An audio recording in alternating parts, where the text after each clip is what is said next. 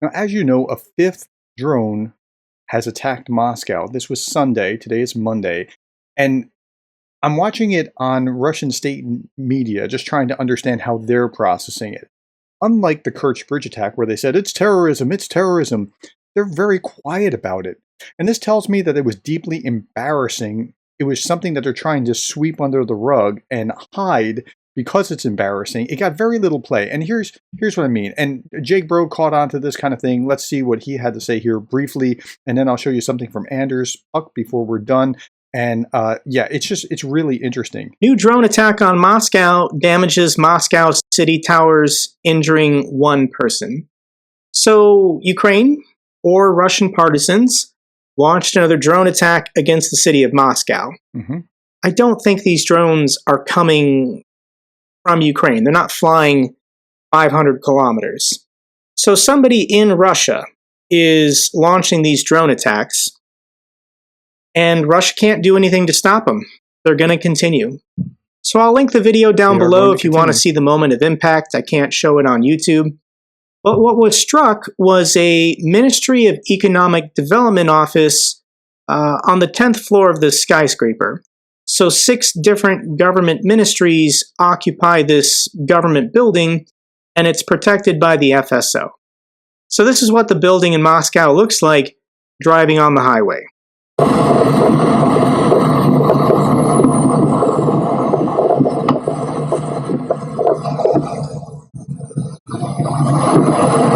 It's quite a black eye, isn't it? It's hard to say something didn't happen here. The drone attack occurred very early in the morning. There shouldn't have been any workers in the building. I don't support Ukrainian drone attacks that could potentially kill civilians. But if it's a government building, it's a valid military target. So this is pretty noticeable. How did Russian state TV cover the drone attack this morning? Russian state TV networks ignore latest drone attacks.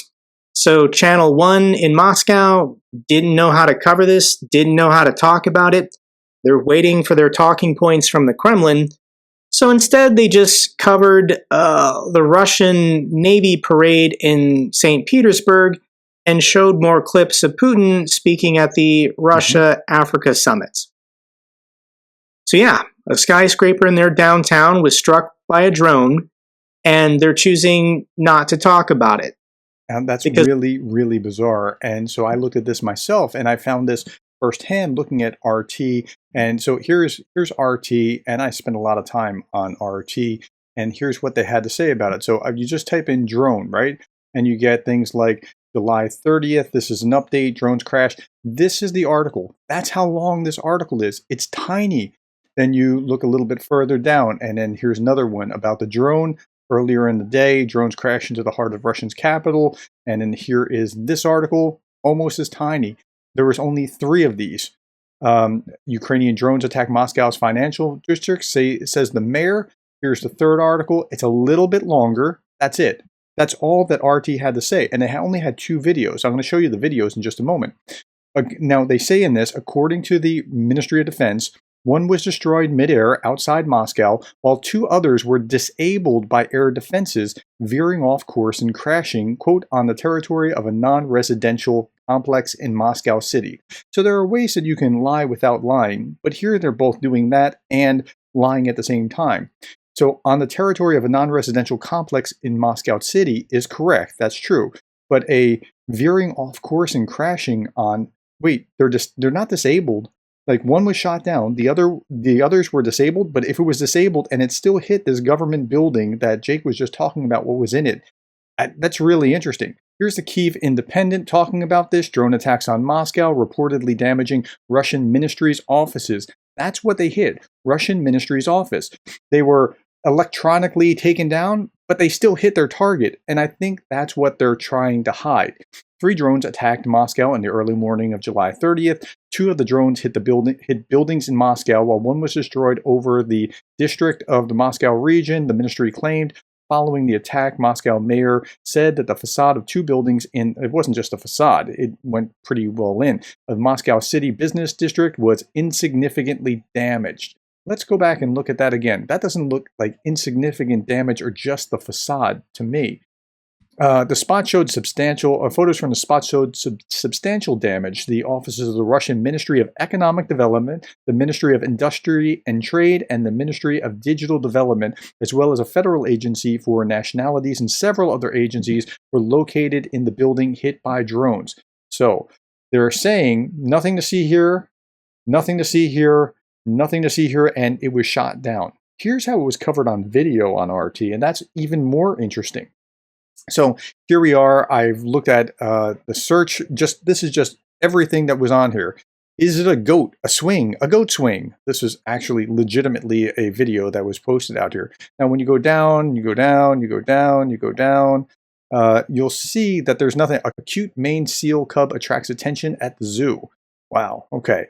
Big news. Fireworks and Russian Navy Day.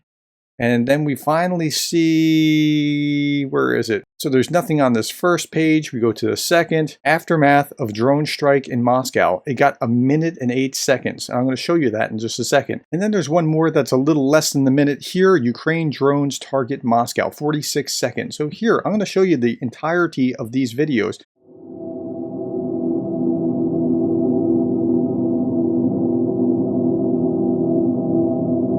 Now, to put this in perspective, this clip about a cute Maine seal club attracts attention at the zoo is about as long as the first clip. I mean, it's a nice clip, and I'm glad to see that the seal is doing fine and all that, but like proportionality would say that there's supposed to be, greater attention given to the drone strike, but they don't want to give attention to the drone strike. Okay, we're not going to watch any more of that, as cute as it is.